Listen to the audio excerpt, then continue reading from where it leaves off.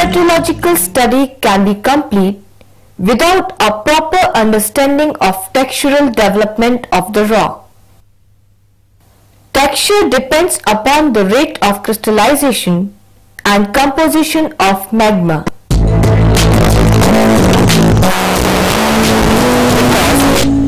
Texture gives an idea about the rate of cooling, depth of cooling, and also depend upon the crystallinity and granularity of the rock. Therefore, textural study is very important for the proper understanding of rock crystallization.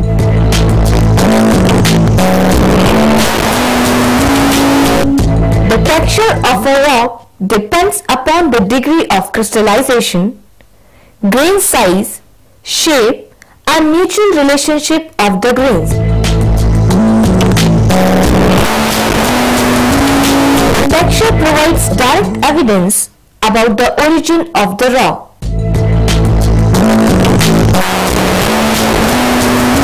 An igneous rock is largely dependent upon the chemistry of the magma, but other factors like physical condition during emplacement, eruption, and crystallization of the magma are more important for the texture.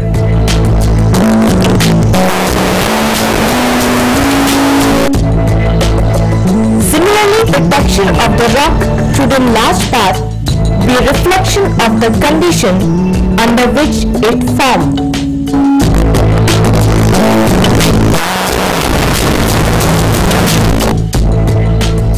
Sometimes, like volcanic rocks or even dark color rock, maybe plutonic also, we are not able to identify during field studies.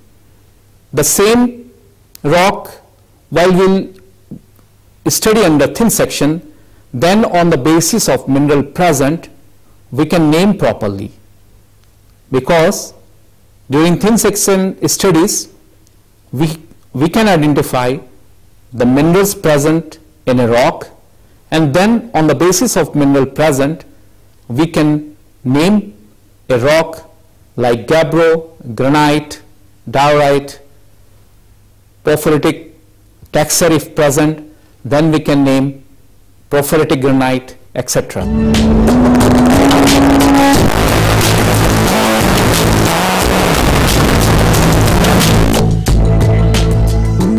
On the basis of relative size of the crystals, we can subdivide the igneous texture in two types, equigranular and inequigranular.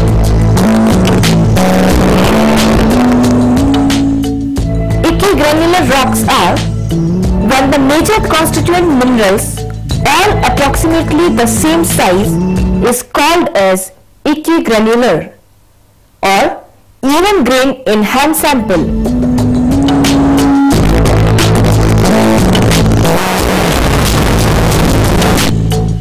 Inequigranular. When sufficient variation in size of the constituent minerals of any rock to change the overall fabric is known as inequigranular.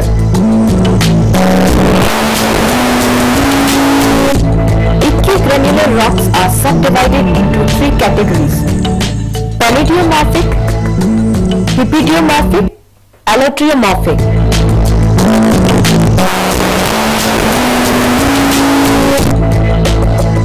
Palladiomorphic.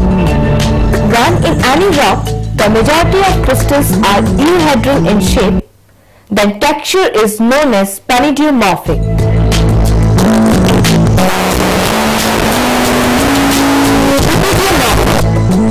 When rock is made up of subhedral minerals, is known as hippediomorphic texture.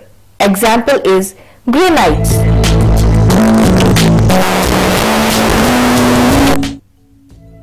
Allotriomorphic.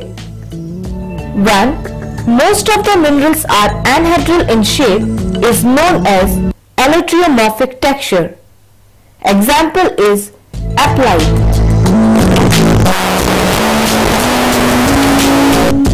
We can also add the prefix micro if the rocks are microcrystalline. Although it is common practice to use microgranular or microgranitic when the minerals are either anhydral or subhydral.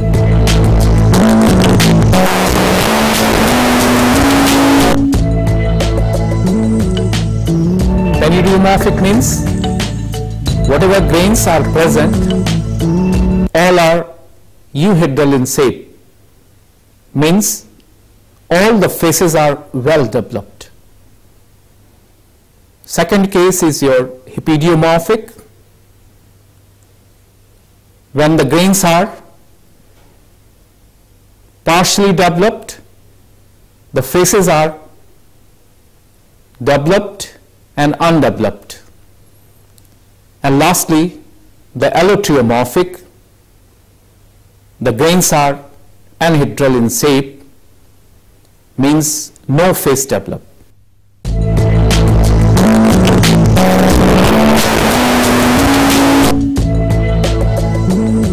Granular texture are subdivided into three categories.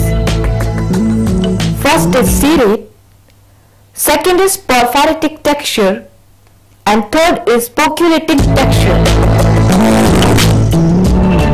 Unigranular textures can be divided in so many types on the basis of different growth ratio of mineral present in any rock.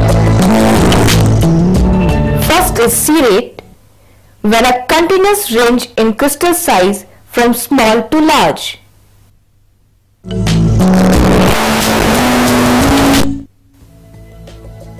Second is porphyritic texture,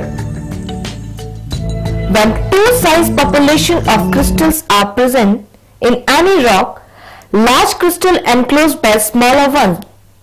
The texture is known as porphyritic texture. Porphyritic texture is really a subtype, but usage of term often confuses the beginner.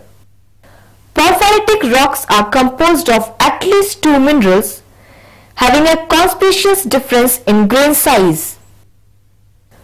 The larger grains are termed as phenocryst and the finer grains either matrix or ground mass. Porphyritic rocks have undergone two stages of cooling, one at depth where the larger phenocrysts form and a second at or near the surface where the matrix grain crystallized.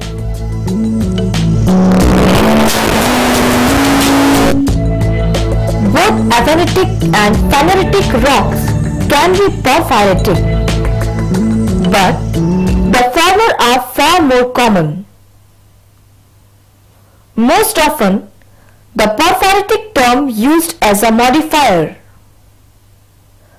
For instance, an andesite with visible phenocryst of plagioclase feldspar would be termed an andesite porphyry or porphyritic andesite. In porphyritic texture, the large crystals are called phenocryst and are enclosed in ground mass that may be microgranular, hemicrystalline or glassy.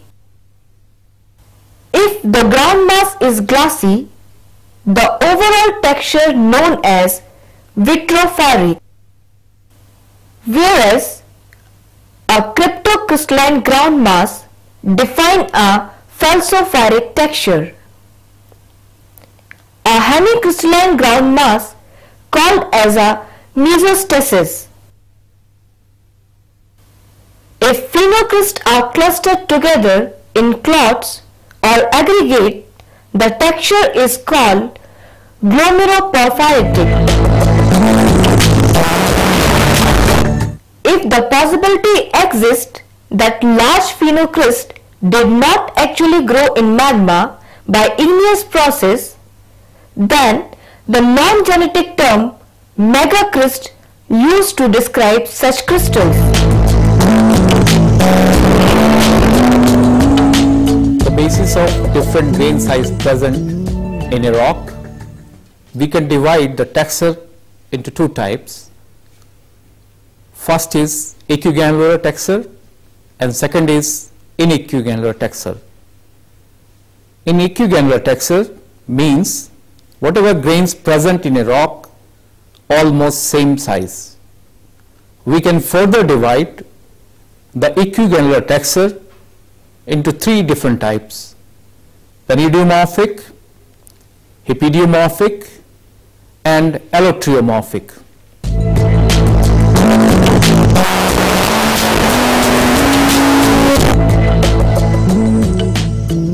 Inequigranular texture are subdivided into three categories.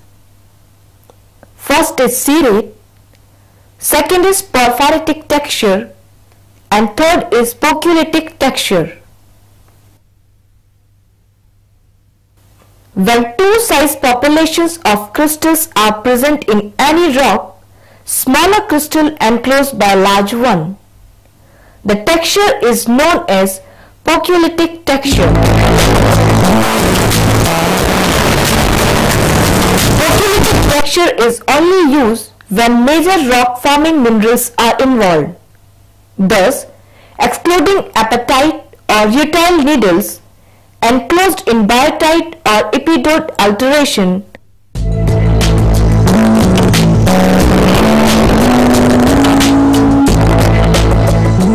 in some literature, the enclosing or host crystal is called an oecocryst, whilst the enclosed crystal is termed the cadavercryst.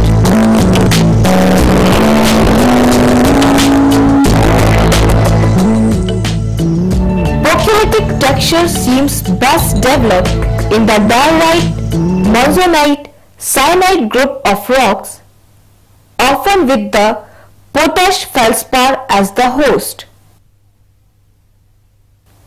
A special type of polyclitic texture is known as ophitic, where plagioclase is enclosed by clinopyroxene. This is common in gabbroic or doleritic rocks, although it is more usual to find plagioclase only partially enclosed, the resulting texture being called subophitic texture.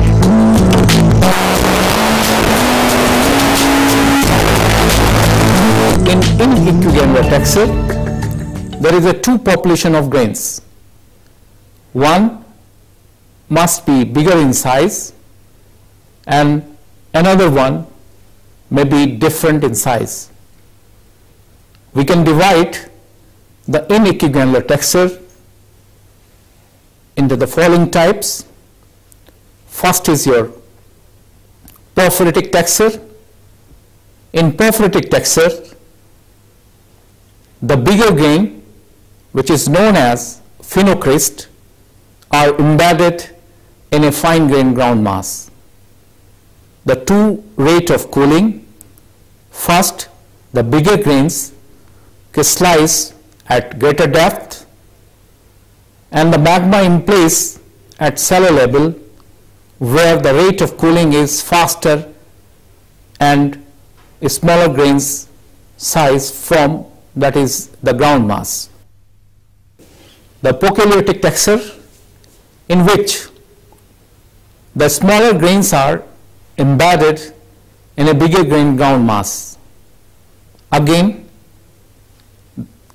two rate of cooling: first, when the smaller grains are crystallized with slightly rapid rate of cooling and the magma in place at a shallow level, where the rate of cooling is very slow and the bigger grains are formed.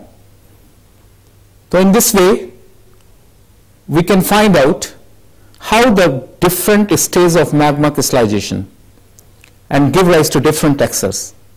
Similarly, the ophitic textures, where the intergrowth of pyroxenes and plagioclase is present.